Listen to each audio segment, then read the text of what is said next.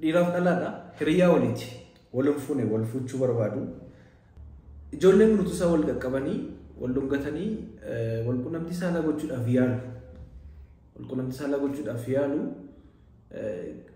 mucaan durbummaa qabdi baay'ee mucaan virginiidha yeroo baay'ee waa'ee durbummaa yeroo jennu kana gaaffii baay'ee waan nagaafatamuuf isinii kaasisnitti maayira mucaan virginiidha yookiin immoo durbummaa qabdi utuu yaalu lamaan sanii jalqaba waan ta'eef fedhiin isaa yeroo itti dhufu sanyii dhiiraa yookiin immoo spermii qaama saala naannoo qaama saala isheetti dhangalaase keessan seenuudhaaf yaalinnaan xiqqoo mucaan wixxifattee yeroo kana sanyii dhiiraa yookiin spermii dhangalee hin beekani ijoolleen kuni like maaliif yeroo ijoollummaa keenya irraa kaafnee yeroo guddan dhimma kana namni nutti himus hin jiru ijoollummaa keenya irraa kaanes waa'ee walqunnamtii saalaa yeroo haasofnu waan baalagee jecha waan guddanneef iftoomnaan haasa'amu hin jiru intalli kun barsaa laguu ishee yeroo itti dhufu eegdee dhufuu didee maal ta'eef jettee ammas marsaa lammaffaa eegdee ji'a lammaffaa dhufuu didee ammas ji'a sadaffaa eegdee yeroo sana mallattoowwan haqisiisuu fedhii nyaataa dhowwachuu waan akkasii irratti mul'achuu jalqabe. Akkuma beekamu mallattoo ulfaa keessaa tokko marsaan laguu hafuudha. Marsaan laguu hundumtuu afii jechuun immoo dubartiin tokko ulfa jechuu miti. Marsaan laguu wantoonni nambisan baay'een isaanii yookiin xurii wantoonni nambisan baay'een isaanii waan jiraniif. Mucaan kun akkatti isaanii gaafa bultu qorannoo gaafa goonuu fi qorannoon ulfaa poozitiividha. Of wallaalte akkamitti matumaa ta'uu hin danda'u. Gurbaanis odeeffannoo hin qabu, information hin qabu.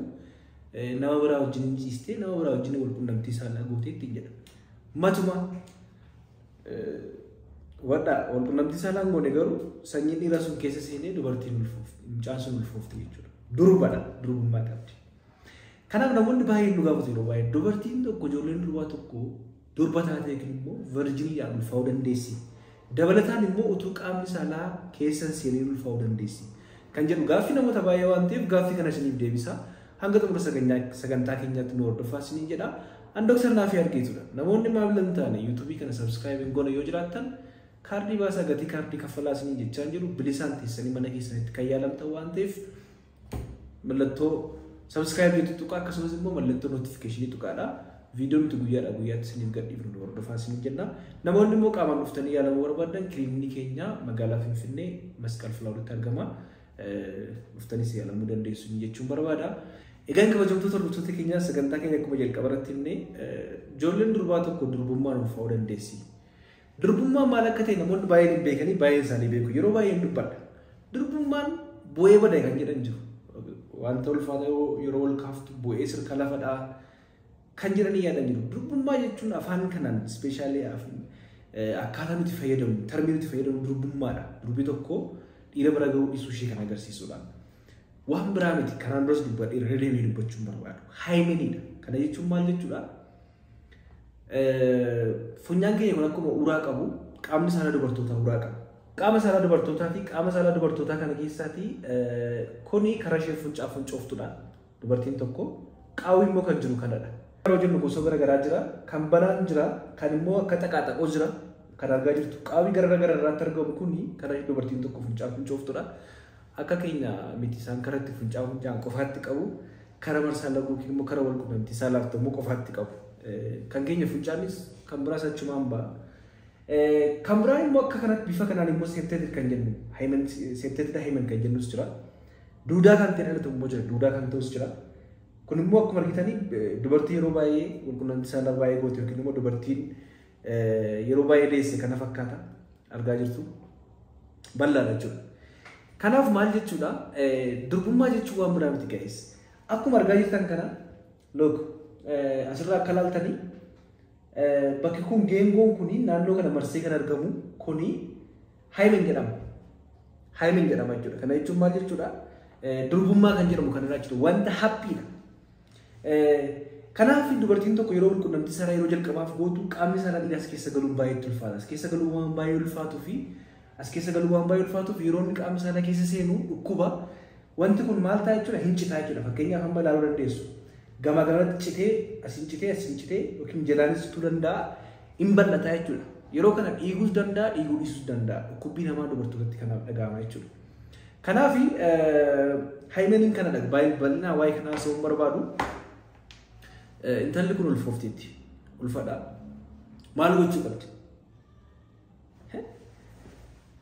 Gaafa da'umsaarratti dhiibbaa akkamiirraan ga'uu danda'a maal immoo gochuu qabu kan jedhu. Ulfaa'uun hin danda'ama durbummaadhaan. Utuu qaamni saalaa keessa seenii ulfaa'uun hin danda'ama eeyyee ni danda'a. Ulfaa'uudhaa fi dubartiin tokko ulfaa'uudhaaf qaamni saalaa keessa seenuu duwwaa osoo hin taane sanyiin dhiiraa keessa seenutu inni guddaan. Ispermiin keessa seenee ispermiin keessa fiigaa gara hanqaaquu dubartiin qopheessitu bira ga'uu danda'a jechuudha.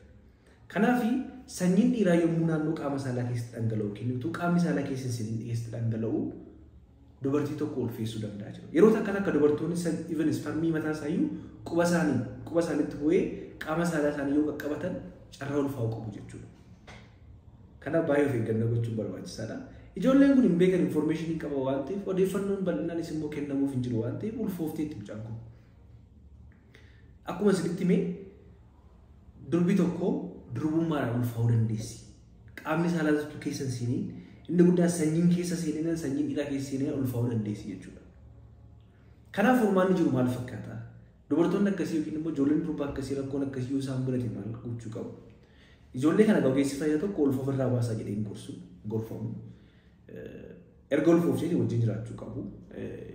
Kaawunsil gorsuu qabna waan ta'eef jechuudha. Okay. Garuu maal gochuu qabu? Tarii yeroo da'umsaa jalaan yookiin immoo miituu dandeessi yoo ta'e tight preneem kan jennu yookiin naannoo qaamni saalaa ishee dhiphaa waan ta'eef rakkisuu danda'a. Yeroo mucaan boosanas immoo xiqqoo durbummaa mucaan fudhatee boo danda'a. Yeroo isin jedhutti like dhiiguu danda'a yookiin immoo bal'achuu danda'a jechuudha. Kanaaf tight preneem kan jennu yookiin yeroo takka baay'ee dhiphaa yoo ta'e gara baqaqsanii yaaluutti deemuu dandeessi jechuudha dubartiin tokko. Kana wajjin wal qabachuu baatus jechuudha. Maaliif garuu tight preneem kan jennu wantoonni caasaawwan naannoo qaama saalaaf naannoo jiran jiru caasaan maashaawwan jabeessanii qaban yookiin soft tissue kan jennu yookiin immoo gogaas ta'uu danda'a maashaa naannoo sana jiran jechuudha. Kanaaf maal godhama? Mucaan kun maal gochuudha? Yeroo ulfaa namoonni baay'een yeroo ulfaa walqunnamtii saalaa hin godhamu gochuun sirrii miti jedhanii kan yaadan jiru. Yeroo ulfaa dubartiin tokko walqunnamtii saalaa gochuun hin danda'amu. Hanga baatii sagalittis gochuun hin danda'amu. Garuu yeroo jalqabaa akkuma beekamu ji'oota jalqabaa fedhiin dubartootaa hir'achaa deema. Fedhiin isaanii waan irrattuuf walqunnamtii saalaaf fedhii isaan qaban hir'achuu danda'a. Garuu ji'a 4 ji'a 5 naannoo ji'a 6 kana immoo dabaluu danda'a. Hin dabala baay'inaan. Kanaaf walqunnamtii saalaa gochuu danda'u dubartiin tokko abbaa manaan tokko haati manaan tokko. So kanaaf mucaan kun durbummaa irraa fudhachuu qaba. Walqunnamtii saalaa godhanii durbummaa irraa fudhachuu qaba jechuudha. Dubartoonni durbummaa ulfaan lakkoofsa qaban baay'eedha. Ulfaaniiru. Kanaaf wantoonni akkasii mudachuu danda'a. Kallattii utuu fedhin dubartiin tokko fedhii isheen ala yeroo gudeedamtus. Maal godhan dubartiin tokko fedhii isheen ala yeroo gudeedamtu mana yaalaatti ispermiin keessa jedhamu hin jiru kan jedhu irraa fuunee ilaalla. Kanaaf ispermiin jiraannaan keessa ulfaa'uu carraashee ulfaa'uuf qabdu guddaa waan ta'eef. Kanaaf gabaabumatti gara mata duree keenyaatti yeroo dhufnu maal jechuu barbaadeni ijoolleen durbaa tokko utuu walqunnamtii saalaan godhin durbummaa ulfaa'uu dandeessi. Kanaaf bisuudhaaf hamma danda'ametti of eeggannoo gochuun gaariidha. Erga uumamee boodas immoo walqunnamtii saalaa gochuu danda'a waan ta'eef qaamni saalaa durbummaa sana yookiin immoo qaamni saalaa isaa keessa seeneenaan haymanii suucituu danda'a jechuudha. Haymin kan jennu yookiin durbummaa kan jennu kun jechuudha. Kanaaf carraan akkasii jira. Durba waan ta'eef ulfaa'uu dandeessu. Batuma ulfaa'uu dandeessu jettanii qilleensa kaasuunis gaarii miti wantoonni akkasii mudachuu danda'u. Ijoollee durbaa mudachuu danda'u. Maaliif odeeffannoo hin qaba waan ta'eef. Tarii odeeffannoo akkasii qabaachuu dandeessu garuu namoonni baay'een kan hin qabne jiraachuu waan danda'u waan ta'eef ijoolleen durbaan tokko durbummaadhaan sanyiin dhiiraa keessa seeneenaan ulfaa'uu dandeessi jechuudha gabaabadumatti. So ibsa isiniif kennuu barbaade kana fakkaata. Gaaffii yoo qabaattan yaada yoo qabaattan nu barreessuu dandeessu. Hanga xumuraatti nu waliin turtanii waan nu hordoftaniif galatoomaa.